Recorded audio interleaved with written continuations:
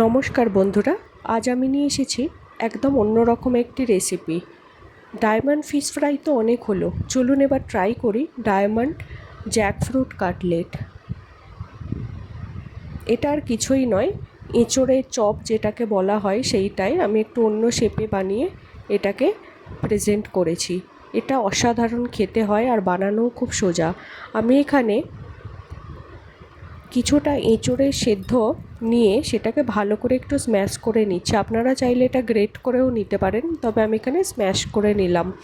বেশি স্ম্যাশ করব না, কারণ একটু একটু সুতো সুতো মতো যে অংশটা থাকে ওইটা যদি মুখে পড়ে সেটা খুব ভালো লাগে। এরপর আমি খুব সামান্য সানফ্লাওয়ার অয়েল নিয়ে তার মধ্যে পেঁয়াজ কুচি দিয়ে ভালো করে ভেজে নিয়েছি।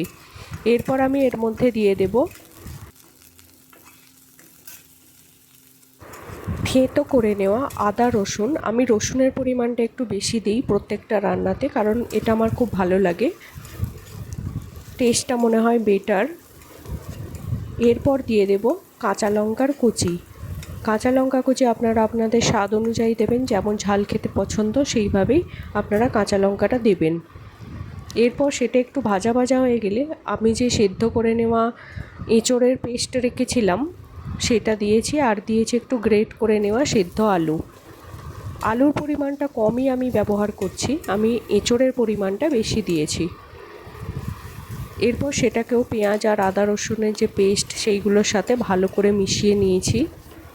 আমি বারবার পেস্ট বলছি, আসলে এখানে আপনারা পেস্টও ব্যবহার করতে পারেন, তবে থেঁতো করে নেওয়া আদা রসুনটা বেশি ভালো লাগে। এরপর এক এক করে গুঁড়ো মশলা দিয়ে দেব, হলুদ গুঁড়ো, কাশ্মীরি লঙ্কার গুঁড়ো, আর দিয়ে দিয়েছি আমার বাড়িতে বানিয়ে রাখা যে স্পেশাল মমস ম্যাজিক মশলা আছে, যেটার লিঙ্ক আমি ডেসক্রিপশান বক্সে দিয়ে দিয়েছি। আর দিয়ে দেব শুকনো খোলায় সেকে গুঁড়িয়ে নেওয়া জিরে। এরপর এক এক করে লবণ দিয়ে দিয়েছি পরিমাণ মতো, আর দিয়েছি একটু টমেটো সস। ব্যাস, আর কিছুই না, সমস্ত উপকরণকে ভালো করে ভেজে নিয়ে ঠান্ডা করে নিয়েছি।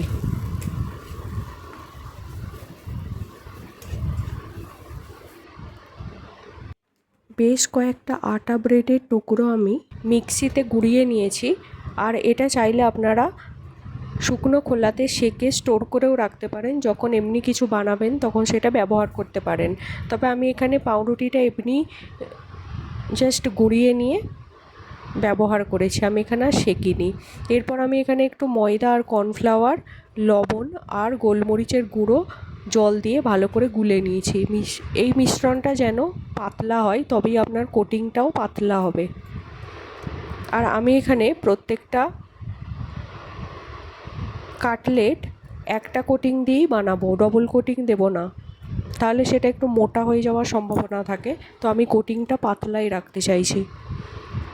এটা পাতলা করে গুলে নিয়েছি। এরপর আমি পরিমাণ মতন যে এঁচোড়ের মিশ্রণটা বানিয়েছিলাম সেটা নিয়ে আমি শেপ দিয়ে নেব।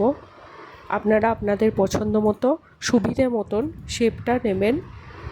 আমি এখানে যেহেতু ডায়মন্ড কাটলেট বানাবার চেষ্টা করছিলাম, তো অমনি শেপ দেওয়ার চেষ্টা করেছি।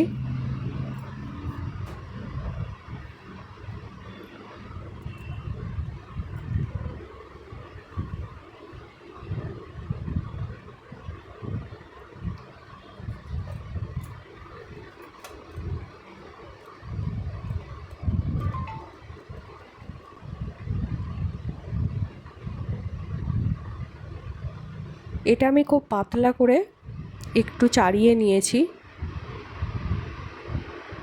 এবার আমি একটু ব্রেড ক্রাম্বস ছড়িয়ে নিলাম, যাতে এটা আমার পরে উঠতে কোনো অসুবিধে না হয়, সহজভাবে এটা উঠে যায়।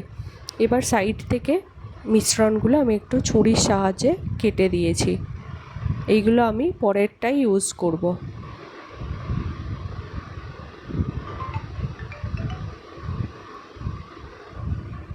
দেখুন একটা সুন্দর শেপ হয়ে গেল। এবার এইটাকে আমি প্রথমে যে লিকুইড মিশ্রণটা বানিয়েছি তার মধ্যে ডুবিয়ে নিয়ে ব্রেড ক্রাম্বস মাখিয়ে ভেজে নেব, আর কিছুই নয়। আপনারা চাইলে যে কুকি কাটারগুলো পাওয়া যায় তার সাহায্যেও নানা রকম শেপ দিতে পারেন। তবে আমার কাছে মনে হয় এই শেপটা বেশি সুন্দর লাগে, আর যেটা নর্মাল কাটলেটের শেপ হয় বা ভেজিটেবল চপের যে শেপটা হয় সেটাই বেশি ভালো লাগে আর সহজ হয়।